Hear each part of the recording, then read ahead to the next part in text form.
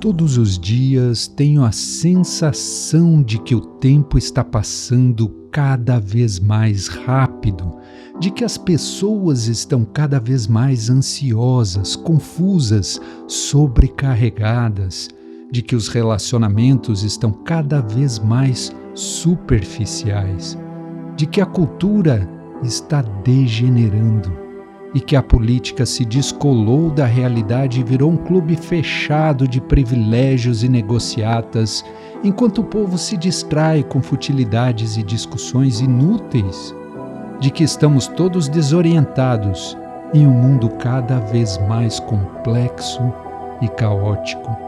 Você também tem esta sensação? Meus amigos, e isso é só o começo. Bem-vindos à pós-modernidade.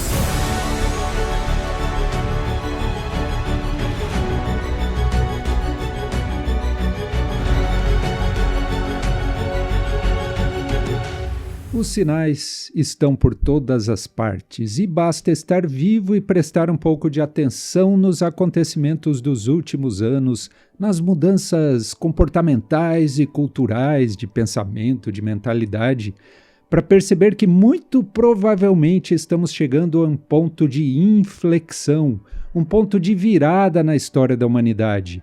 E se você tem mais de 30 anos, já pode perceber grandes diferenças, grandes mudanças no espírito do nosso tempo. Todas essas mudanças que acontecem em ritmo cada vez mais acelerado, estas mudanças são sinais do fim de um mundo. E eu saí da caverna, saí do meu exílio de 2 anos sem postar nada no YouTube, do meu cantinho tranquilo, da minha vida boa mesmo, simplesmente porque não aguentava mais guardar esses pensamentos só para mim e para os poucos familiares e amigos que ainda me suportam. Senhoras e senhores, estamos vendo o desenrolar da história bem diante dos nossos olhos. E neste vídeo vamos entender juntos este fenômeno, entender melhor este momento que estamos vivendo, para que possamos estar preparados para grandes e profundas mudanças que ainda estão por vir.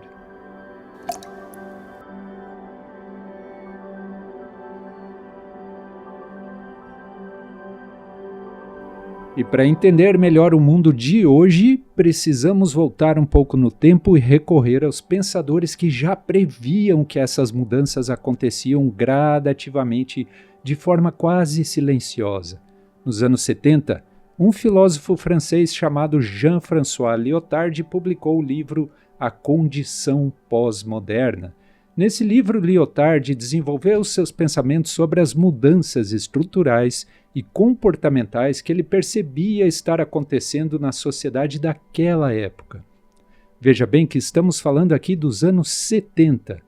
Lyotard observava que grandes mudanças aconteciam nas artes, na ciência e na literatura, mudanças que refletiam um sentimento crescente de decepção, de desconfiança das pessoas com aquilo que ele chamou das grandes metanarrativas.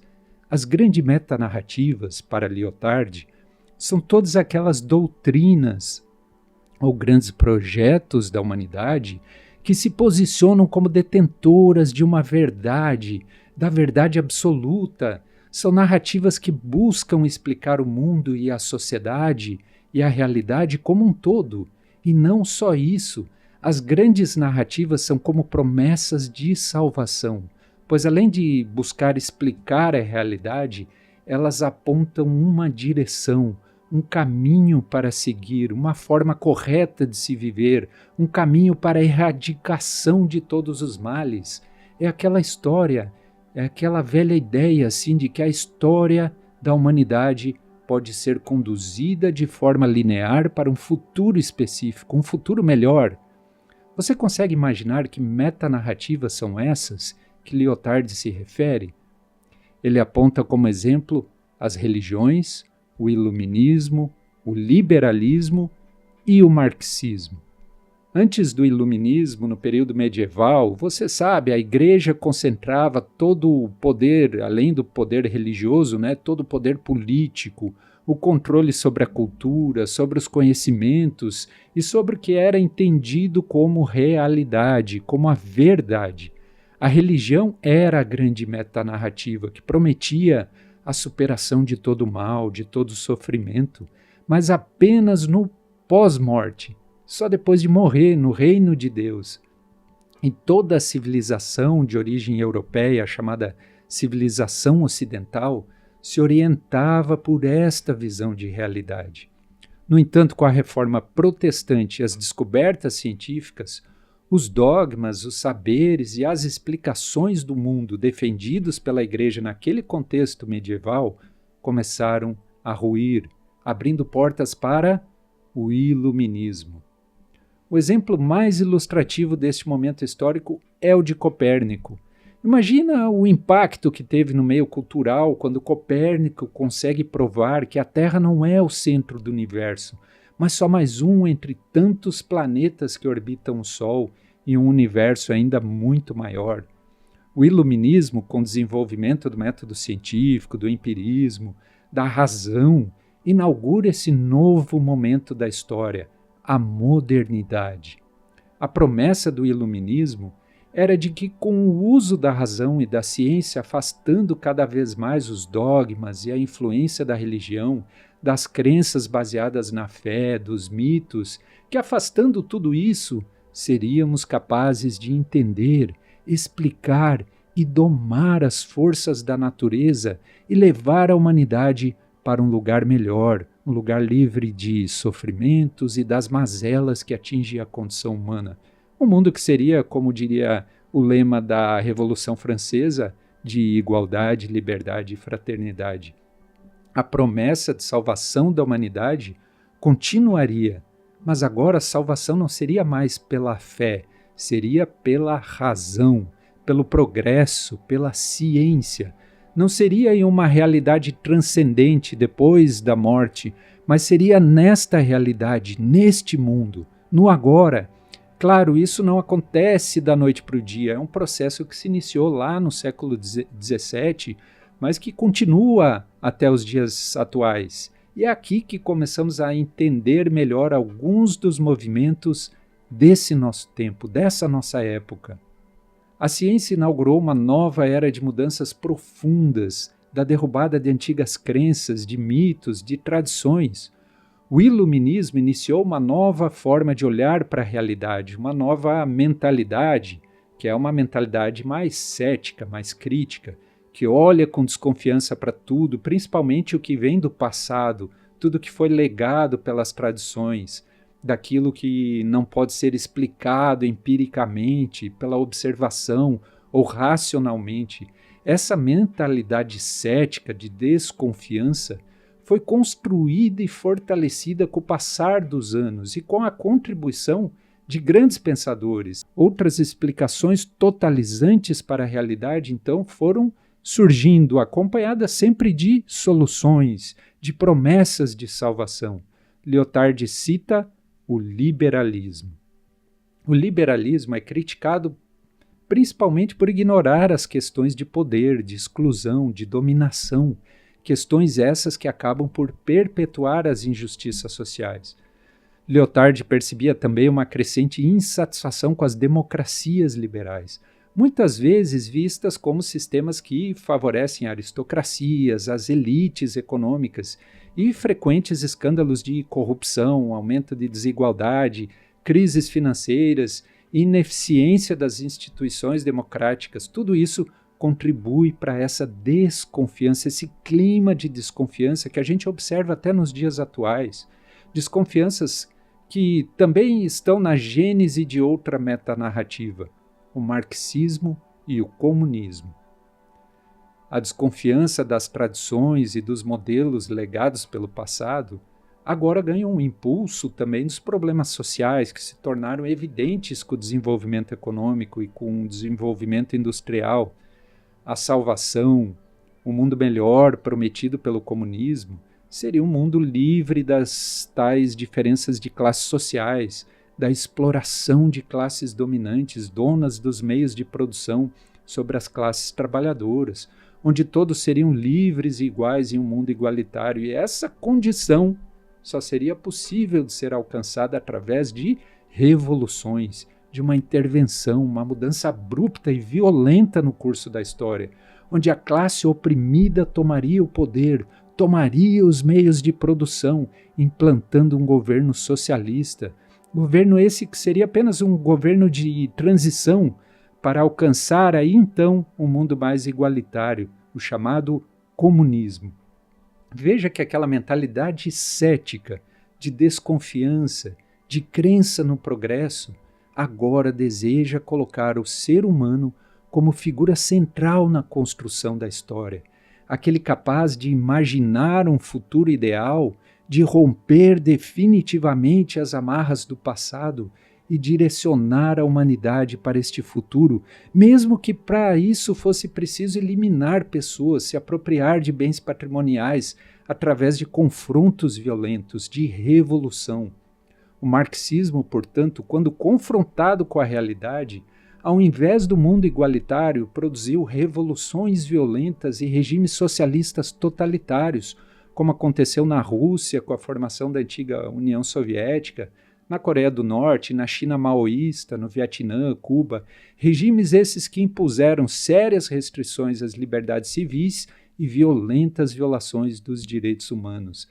Lyotard detectava então, ainda nos anos 70, essa crescente desilusão, essa descrença com os grandes modelos que buscam sustentar uma ideia de que são a detentora da verdade absoluta, de convicção de que tem o caminho certo a seguir, uma resposta pronta para todos os problemas da humanidade, de certeza sobre o que seria o melhor, então, o melhor caminho, uma grande solução que serviria para todos na construção de um mundo ideal. Ou, nas palavras de Lyotard, havia uma desilusão com estas metanarrativas. O autor detectava que um novo tempo estaria se desenhando, um período marcado pela individualidade, pelas diferenças, um tempo marcado não mais pelas grandes verdades, mas pelas verdades múltiplas, múltiplas narrativas. Estaria começando um tempo onde saber e verdade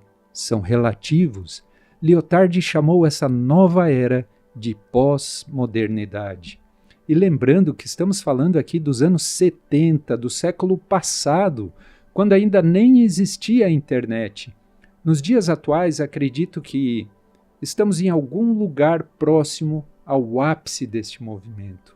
Vivemos imersos nessa realidade virtual onde as múltiplas opiniões, as múltiplas visões de mundo, múltiplas formas de ver a realidade e a si mesmos são compartilhadas, debatidas, refutadas e canceladas o tempo todo, todos os dias nas redes sociais.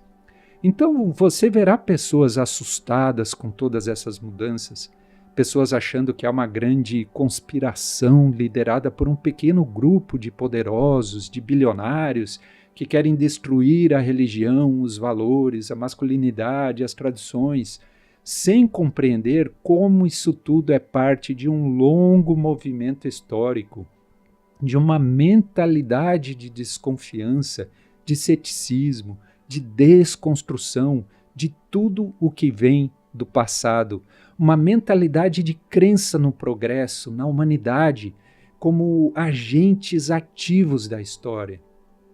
Esta mentalidade, que podemos dizer que tem início lá atrás, com o Iluminismo, e que recebeu ao longo dos anos diferentes contribuições teóricas, e que assim foi se ramificando com o tempo em múltiplas variações.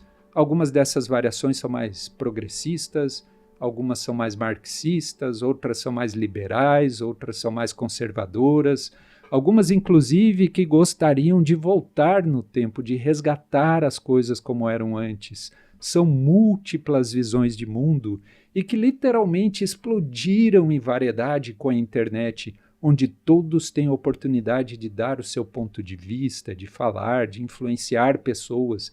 Portanto, é um processo histórico, mas que vem acelerando exponencialmente nos últimos anos.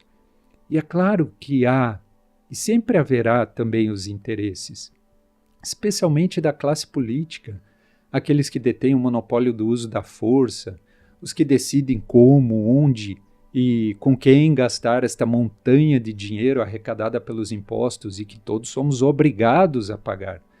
Mas além dessa classe política, há outros interesses de todo tipo de pessoa, de oportunistas, investidores, revolucionários, picaretas e também de pessoas comuns, como eu e você. O conjunto de todas essas pessoas, com todos os seus interesses individuais, movidas por uma só força, o desejo humano. Esta sim, a verdadeira força que move a humanidade e que está por trás de todas as ideologias e também daquilo que chamamos de mercado. Esse mercado que promove a multiplicidade de opções, a possibilidade de escolha e, por consequência, a fragmentação, a divisão, a segmentação. Mas vamos entender este fenômeno com mais detalhes. O mercado está sempre atento às oportunidades, especialmente oportunidades de criar novos nichos com novos produtos, de achar soluções. E novos nichos tendem a ser mais lucrativos se forem associados a um bom trabalho de marketing. Afinal, as pessoas estão sempre buscando algo capaz de definir sua personalidade, quem verdadeiramente são, algo de fora que venha e acabe com esta angústia, que enche este vazio de sentido. E é aqui que o marketing concentrará os seus esforços. Se você sente uma angústia, um vazio, um mal-estar, você vai achar um produto que parecerá perfeito para você.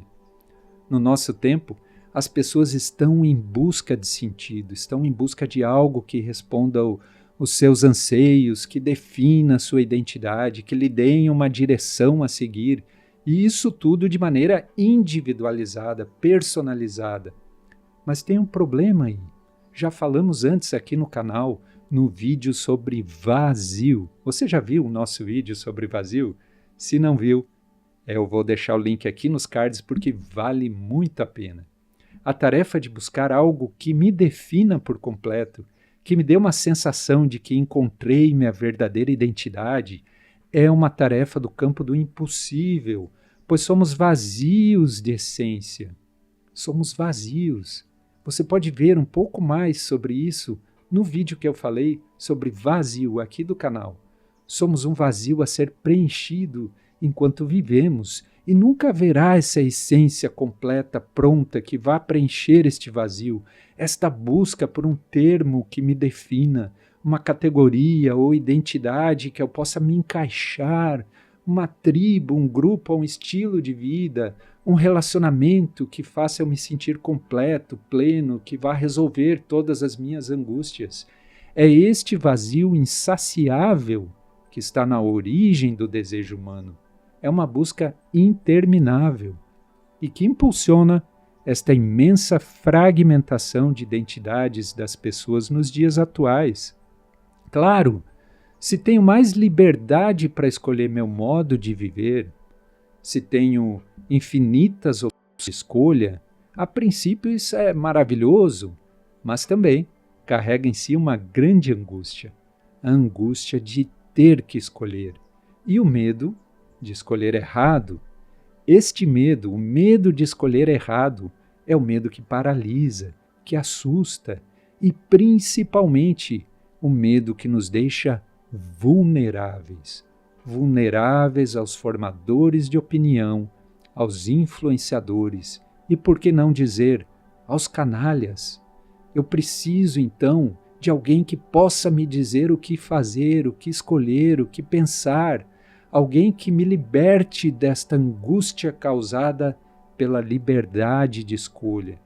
E é esta angústia que abre espaço para as figuras maliciosas, para os canalhas, para pessoas mal intencionadas, para os aproveitadores, ou até mesmo para o mercado, essa entidade sem face, sem identidade, mas que sempre tem uma solução pronta, uma solução perfeita, milagrosa para qualquer tipo de angústia. E as marcas são rápidas, em oferecer produtos personalizados para cada diferença humana, para cada nova identidade que existe ou que pode surgir, porque, inclusive, é uma especialidade do marketing criar e promover novas identidades. Um bom exemplo disso tudo que estamos falando, os mais veteranos aí podem se lembrar de como eram as propagandas de cerveja, especialmente nos anos 80, início ali dos anos 90. Eram comerciais voltados totalmente para o público masculino, e as mulheres costumavam aparecer apenas como figurantes. E no consumo também, né? Os homens eram os grandes consumidores de cerveja. E dependendo da sua idade, você deve se lembrar. Era realmente raro você ver mulheres consumindo cerveja, mulheres sentadas num bar, conversando e consumindo cerveja. No entanto, conforme as mulheres foram conquistando mais espaço no mercado de trabalho, maior renda, maior liberdade, a propaganda foi aos poucos redirecionando a comunicação para abocanhar esse novo público consumidor. Para o mercado é maravilhoso poder dobrar o público consumidor assim em um curto espaço de tempo. Hoje as mulheres já são, assim como os homens, grandes consumidoras de cerveja. E você já deve ter percebido também na TV, tanto na TV quanto na internet, a presença de anúncios e influenciadores promovendo, por exemplo, cosméticos, esmaltes e maquiagens para homens, para o público masculino. Produtos que até recentemente tinham como público-alvo exclusivamente, praticamente, as mulheres. Havia e ainda há um padrão estético comportamental que, de certa forma, associa esses produtos às mulheres. E como vamos ver já em detalhes, uma das características da pós-modernidade é justamente o derretimento desses padrões estabelecidos. Claro, alguns homens já manifestam esse desejo, já são consumidores de cosméticos. O mercado, então, simplesmente vem ao encontro dessa demanda, oferece a solução. É claro que as marcas não são sensíveis às angústias existenciais das pessoas. O mercado tem intenções explícitas de criar novos nichos, de promover novas segmentações e, por consequência, obter maior lucratividade, que é o real objetivo do mercado. E quem, afinal, é este mercado? Quem é esta entidade estranha que tanto a gente fala, principalmente durante este vídeo? O mercado, meus amigos, o mercado somos nós, todos nós. Os nossos desejos, o desejo humano, sempre ansioso pelas novidades, pelo último lançamento, pelo novo modelo, pelas últimas novidades da internet, das redes sociais, queremos cada vez mais, melhor, mais rápido.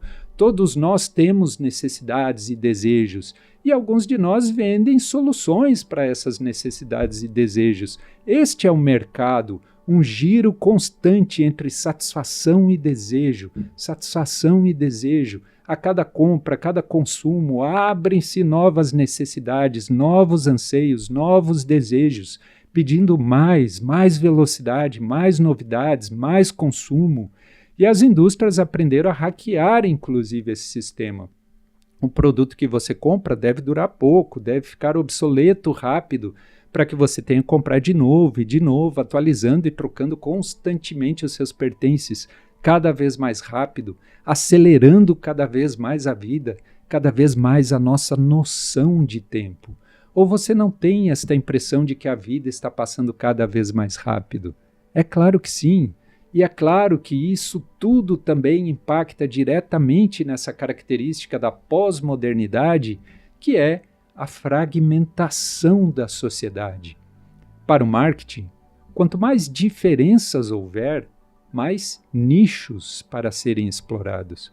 Hoje em dia é meio que um padrão no marketing para que sua marca, seu negócio, até mesmo um projeto político tenha sucesso.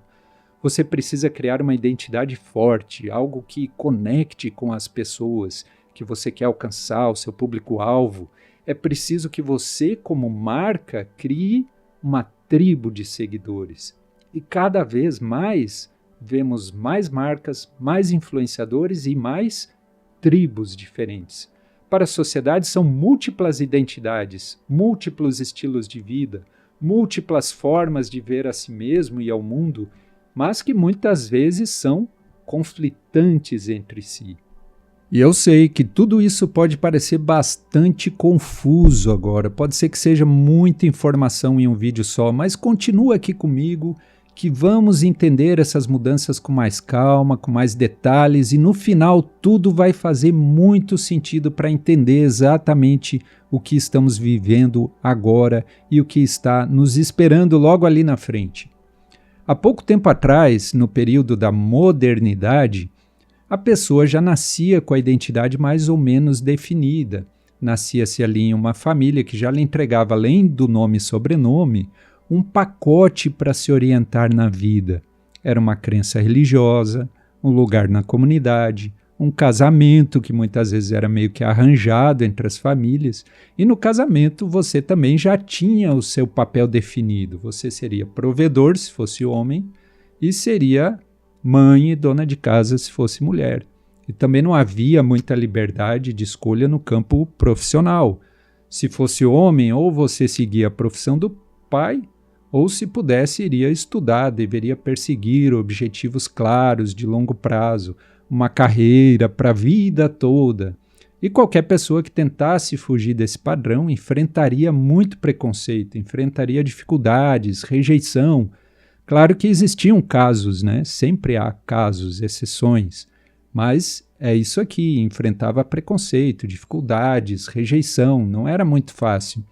E isso foi mudando aos poucos ao longo de muitas décadas, mas manteve até muito recentemente ainda essa característica de solidez, de permanência das coisas que eram feitas para durar, ficar muitos anos na mesma empresa, ter relacionamentos sérios e duradouros, amizades para uma vida inteira, uma ligação forte com a sua terra natal. Muitas pessoas assim passavam a vida inteira morando na mesma rua, no mesmo bairro, as pessoas não se mudavam tanto. Dependendo da sua idade, esse cenário pode lhe ser bem familiar. E ao longo das gerações seguintes, esse modelo também foi ruindo gradativamente. E estamos nesse processo, bem no meio desse processo. Nos dias atuais, no nosso tempo, assistimos então à aceleração dessas transformações. Ou melhor, usando uma expressão bem pós-moderna, nós assistimos à aceleração deste processo de desconstrução. Aquele mesmo que, como eu disse há pouco, começou lá atrás no iluminismo, com a dúvida, a desconfiança, o olhar crítico, a desconstrução. Movimento este que vem acelerando e ganhando magnitude a cada ano que passa. Desconstrução dos modelos tradicionais de família, de casamento, de trabalho, de sexualidade, de cultura, de arte. Hoje a gente não nasce com muitas certezas como no passado. Aquele pacote pronto para se orientar na vida, de caminho certo a seguir, já não é mais suficiente para o mundo que muda e se transforma a cada segundo. Então é uma era de mais liberdade de escolhas. Na verdade, como diz o psicanalista brasileiro Jorge Forbes, hoje podemos até muito mais do que queremos. E por isso mesmo, nos dias atuais, vivemos uma verdadeira epidemia de ansiedade, de angústia, de paralisia diante das tantas possibilidades da vida. Não há mais referências sólidas, não há mais caminhos seguros, não há promessas para uma vida inteira, não há respostas prontas para a vida. Não existem mais certezas absolutas, existem apenas verdades provisórias. O sociólogo e filósofo Zygmunt Bauman criou outro termo que também define perfeitamente esse nosso tempo: modernidade líquida. Os tempos são líquidos porque, assim como a água, tudo muda rapidamente. E citando Bauman, na sociedade contemporânea, nada é feito para durar. A modernidade líquida é resultado da desconstrução, do derretimento dos grandes valores, dos padrões morais, das crenças e das ideias da era anterior, que Bauman chama aqui de modernidade sólida, quando haviam figuras de autoridade que se baseavam em grandes ideais para definir os rumos da humanidade, com uma visão de futuro. Eram os grandes políticos na vida pública, o patrão nas empresas, o pai nas famílias, o padre, o líder religioso nas religiões, as figuras, geralmente figuras relacionadas ao masculino, ao homem, que davam uma direção clara de quem éramos e para onde deveríamos ir. Na modernidade líquida, os grandes valores estão sendo relativizados. Conforme as sociedades do mundo foram se conectando e as informações começaram a fluir, descobrimos que existem outras múltiplas crenças religiosas ou outras formas de espiritualidade, todas elas com sua riqueza histórica, sua riqueza cultural, seus textos sagrados. Então é comum que as pessoas tenham hoje em dia uma espiritualidade também diversa, também múltipla. Aquela pessoa que vai à missa católica ou vai ao culto evangélico, que ouve música gospel, que pratica yoga, meditação budista, ou pessoas que simplesmente não acreditam em nada, a não ser a ciência, que para muitos, mesmo não admitindo, se tornou também uma forma de transcendência, uma forma de espiritualidade, a fé cega nas ciências naturais e nada mais. É um sentimento mais nihilista. As explicações metafóricas, simbólicas, míticas ou sobrenaturais das lendas, das mitologias ou até mesmo dos contos de fada já não fazem mais sentido para as mentes analíticas e extremamente racionais das pessoas de hoje em dia. A excessiva racionalidade do pensamento científico esvazia o sentido simbólico da cultura. E é também uma característica do nosso tempo, a racionalidade fria da ciência e o esvaziamento, a superficialidade do sentido simbólico da vida, da dimensão espiritual da existência, dos saberes metafísicos, aquilo que está além do que podemos explicar. A própria circulação de pessoas, produtos e informações, agora em escala global, em velocidade nunca antes vista, dissolveram também as peculiaridades culturais dos povos do mundo. Hoje não precisamos necessariamente viajar para provar a comida de outro país, do outro lado do mundo, ou para ouvir a música e conhecer a história, os monumentos, comprar os livros daquele país. Você nem precisa viajar. Tudo está prontamente disponível, perto de você. A humanidade como um todo está cada vez mais multicultural. E falando exclusivamente deste aspecto cultural, a identidade do que é ser europeu, do que é ser latino-americano, oriental, africano, essas identidades também vão enfraquecendo gradativamente, vão perdendo sentido. Afinal, você pode muito bem ter gostos, pensamentos, preferências muito parecidas com alguém que mora do outro lado do mundo e pode ter gostos, preferências, pensamentos totalmente diferentes de alguém que mora na mesma casa que você. Os nichos culturais são nichos globalizados, disponíveis para os consumidores de qualquer lugar do mundo. Você vê aí fenômenos surgindo como o K-pop, né, que já tomou conta do mundo inteiro, que saiu lá da Coreia, e tantos outros casos de uma cultura mais globalizada que alcança o mundo todo. Isso também coloca essas grandes identidades em crise. Afinal, se não existirem mais grandes projetos de civilização, grandes projetos de nação, se não houver mais grandes valores universais, aqueles que valem para todos, se não existir mais uma identidade comum capaz de gerar um ethos, um sentimento de coesão e união em um povo, em uma sociedade cada vez mais livre, dividida e fragmentada, o que servirá de cola social para manter tantas pessoas diferentes unidas em uma só nação, por exemplo, em um só povo, por exemplo? Atualmente, você pode não concordar com os rumos políticos que a sua cidade, o seu estado ou o seu país têm tomado, e por isso mesmo pode tomar uma medida extrema de migrar, de ir embora, ou até mesmo de fugir, né? De recomeçar a vida em outro lugar. E temos visto, inclusive, grandes ondas de migração pelo mundo. São questões que estão postas, que envolvem problemáticas complexas e que já começam a incomodar os governos das grandes nações. Podemos ver reações a essas mudanças, e movimentos políticos que buscam a retração, o isolamento, o fechamento, a autossuficiência e as barreiras para o que vem de fora. É como um sistema imunológico que reage ao que lhe é estranho. Assim como na própria sociedade, essas mudanças provocam uma forte reação por parte das pessoas com personalidade mais conservadora. O retorno às religiões, às tradições, às figuras de autoridade, tudo isso é uma forma, são formas, né, de tentar resgatar alguma solidez, resgatar alguma ordem que possa conter ou ao menos organizar este aparente caos, que possa dar um sentido de direcionamento na vida. Então, como dissemos há pouco, a grande característica que vem marcando essa nossa época até aqui é a divisão, a fragmentação, o derretimento dos padrões e as múltiplas opções de escolha para a vida. E todas essas características só existem porque vivemos em uma sociedade que goza de liberdade como nunca antes na história.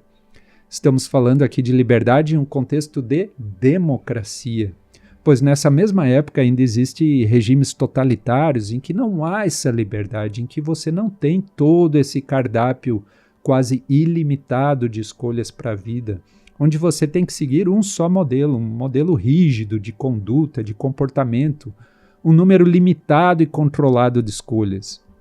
É um modo de vida vigiado, geralmente por um governo repressivo e autoritário, onde a cola social, o ethos que mantém as pessoas unidas, é a força, é a censura, é a eliminação de tudo que é diferente, de tudo que se opõe a este modelo. É claro que um mundo livre e cada vez mais individualizado pode ser, então, uma ameaça para os interesses dos grandes jogadores do tabuleiro geopolítico, para aqueles que controlam toda a riqueza coletada por meio dos impostos. Em uma realidade de múltiplas opiniões, de múltiplas verdades, de comunicação e circulação livre de pessoas, é muito mais difícil gerar aquele fenômeno de massa. É muito mais difícil transformar as pessoas em uma massa homogênea, coesa e fácil de controlar. Podemos nos unir, criar grupos de interesse, manifestações, nos organizamos muito rapidamente pela internet buscando atingir um objetivo. Mas também logo que esse objetivo é alcançado, ou quando começamos a perceber diferenças de opinião entre as pessoas desse novo grupo, em desacordos, então este grupo começa rapidamente a se dissolver, a se desfazer na mesma velocidade em que são criados. São como enxames, como disse o pensador coreano Byung-Chul Han, enxames que se formam com uma finalidade e logo se dissolvem novamente quando essa finalidade é atingida, se dissolve no todo da internet. Não há mais uma massa coesa, constante, uniforme, mas há indivíduos diferentes e complexos, cada um com seu modo único de ser e de viver. E dessa forma fica cada vez mais difícil controlar e manipular as informações e as opiniões. Por isso, esse esquema de ter apenas dois lados políticos, os vilões e os heróis, o lado bom e o lado mau, é uma mera ferramenta de manipulação e controle. É uma forma de gerar coesão através de um inimigo comum, da aversão ao outro. Não é mais as semelhanças que nos unem, mas a aversão ao outro grupo. Dois lados, dois polos, direita ou esquerda, polos que se repelem, daí o termo polarização, que nada mais é do que uma ferramenta de manipulação. Este fenômeno que elimina as nuances, as possibilidades. Afinal, entre duas cidades distantes existem muitos outros caminhos, muitas paisagens, infinitas possibilidades. Basta que sejamos autônomos, livres para pensar e escolher aonde queremos parar, nem que seja só por um tempo. Estamos certamente assistindo não exatamente o final dos tempos, mas o final de mais um tempo, o final de mais um mundo. O mundo como conhecemos até agora está chegando ao fim, para dar lugar a um novo mundo, cheio de possibilidades, mas também de grandes desafios, perigos e incertezas, e que já está sendo criado de forma bem acelerada, bem diante dos nossos olhos. Mas afinal, o que podemos fazer diante de mudanças tão profundas? Na verdade, esta é a parte mais importante, a verdadeira razão por eu estar trazendo esse assunto para vocês. Como você percebeu, estamos iniciando uma nova temporada aqui no canal da Nuvem e teremos uma longa série de vídeos onde pensaremos juntos em formas de viver bem, apesar das mudanças, apesar deste aparente caos do mundo pós-moderno. Precisamos pensar a vida. E é isso que faremos juntos, à nossa maneira, aqui no canal da Nuvem. Então, se você já me segue, fica ligado que teremos novos vídeos a cada 15 dias. E se ainda não me segue, aproveita para se inscrever e ativar as notificações que tem aqui embaixo na descrição. Também um link, vou deixar aqui para você, para se inscrever na nossa newsletter e receber nossos conteúdos sempre em primeira mão. Um forte abraço para você que me acompanhou até aqui no finalzinho deste longuíssimo vídeo. Muito obrigado pelo seu tempo e pela sua atenção e nos vemos por aí nas redes sociais ou no próximo vídeo. Até o próximo. Tchau!